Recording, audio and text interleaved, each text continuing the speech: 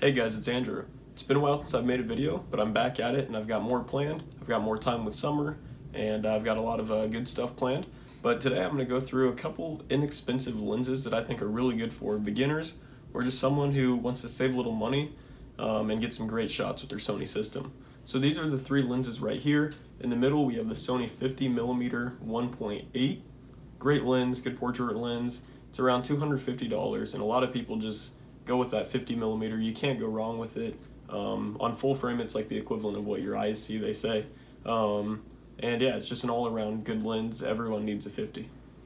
On the left, we have the Sigma 30mm 1.4. Now this lens is around $350, I believe, which is incredible for a 1.4 lens. This lens is tack sharp, sharper than the native Sony lens. I take portraits with this lens. It looks, at 1.4, you take it with a crop sensor camera, it looks like a full frame setup. Now this lens here on the right is the Sigma 16mm 1.4. So these are in the same family of the contemporary lenses from Sigma.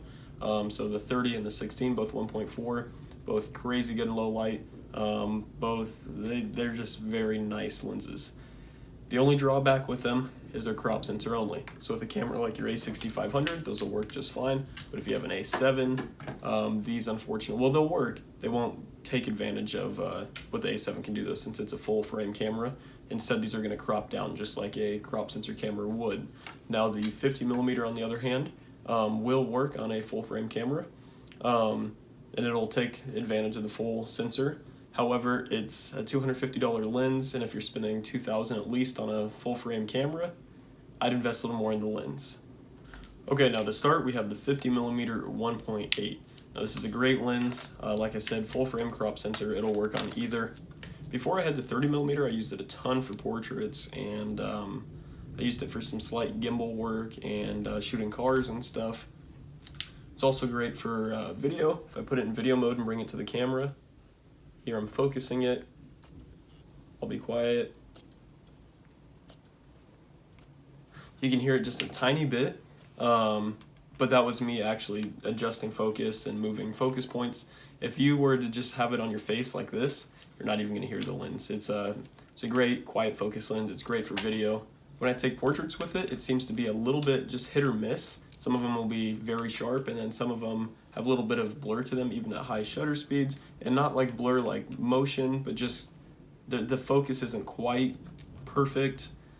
Even when like the eye autofocus says it's focused, or when there's a box around someone's face, sometimes it just still doesn't yield the sharpest images. But for beginning, it's a great lens. And if you're starting, like here I have the A6500, that's what I came from when I switched to Canon, or when I switched from Canon. And when I switch to full frame, this will be the only lens I get to move over to, except I'll probably get the Sigma Art 50. So the reason I said I used to shoot a lot of portraits and cars with this is because once I got the 30mm 1.4, I really have not even touched that 50. The focal length isn't that much different.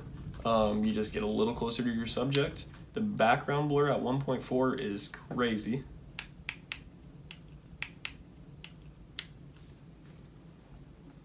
Here I'll set up the 50 and I'll take a picture of it with the background.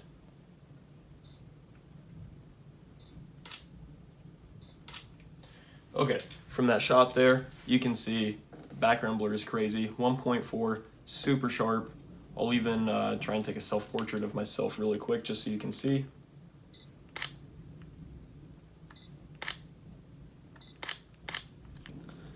So as you can see, the lens is incredibly sharp. It's a great portrait lens. It's also a great video lens. If I put it in video mode, I'm gonna do the same focus thing. I can't even hear it. I think it's quieter than the native 50mm. And like I said, this lens is about $350. So it's $100 more than the Sony lens, and I would say it's worth it in every way. Now if you're watching this video, you could have just recently switched to Sony, and that's why you're looking for inexpensive lenses. And as you might already know, your Sony is incredible in low light, and if you add a 1.4 lens to that, that basically means how much light the lens is letting in. It's gonna be a lethal combo. You're gonna be able to see in the dark with this thing. Okay, I'm gonna move this in. Hopefully you're able to see into the aperture ring. I'm going to adjust the aperture, bring it in smaller.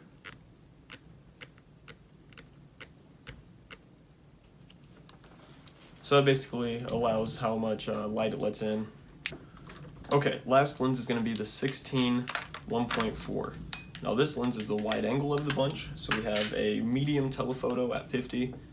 We have, I believe it's just a medium at 30, and this is going to be a wide angle. So 16 is super wide on full frame, but on crop, it's still pretty wide. But it's going to be a 24 millimeter full frame lens equivalent.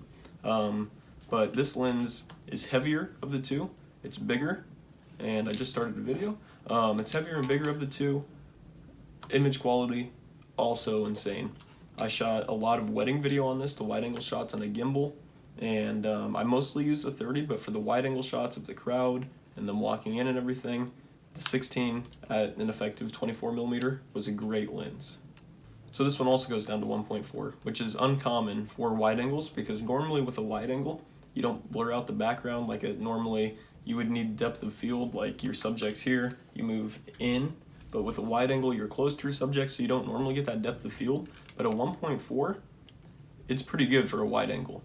Now this lens is $399, so 400, I believe. It's also very good. If I were to redo this setup and could only have two lenses, I would choose the 16 and the 30. I honestly wouldn't even need the 50. However, 50 is just that common focal length that like everyone should have, and you can also take it to full frame if you ever upgrade. So I'm at 1.4, it's super wide. I'll even take a picture for you to see. So I'm gonna hold it out at the same length as the 30. Hopefully one of those is... Okay, so at the same as the 30, super wide. I'm gonna bring it in, it's gonna distort my face because it's a wide angle. But you can see how even a wide angle lens blurs out the background. I'm gonna show you the same shot on this lens and just show you how it looks.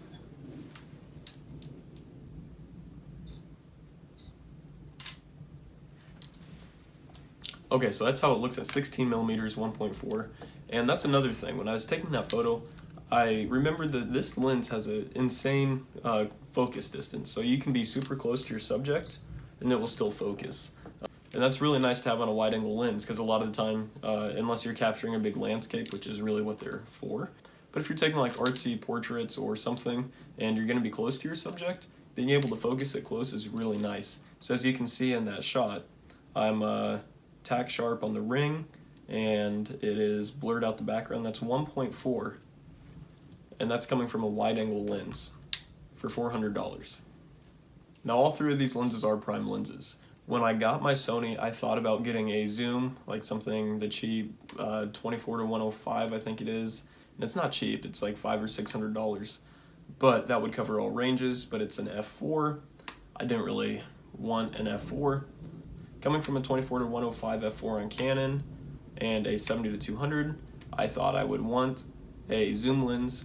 But when I got these primes and saw how sharp they are, the portraits, the video, everything that they could do, I didn't need a zoom lens. I have a wide angle, I have a medium, and I have a medium to telephoto. That's all I needed. I can switch lenses in a pinch, but on a normal shoot, I'm gonna go out and take portraits and I'm gonna use the 30 millimeter, and that's about it. Now if I'm on vacation or something, yeah, zoom lens would be nice. I see some kind of exotic animal if I'm somewhere, I can zoom in and take a picture of it, but then a cool car drives by, and I can zoom out and take a picture of it. Yeah, you wouldn't be able to do that with these, but you could always rent a lens for vacation. These three lenses are gonna be great for most things you do. Well guys, that pretty much wraps it up for this video. Thanks for watching. I hope you gained something from the video, maybe even decided what lens you're gonna go with. Stay tuned as I switch to full frame, and we've also got some exciting exploring content, some abandoned places, some photo shoots, so just stay tuned for that. Thanks.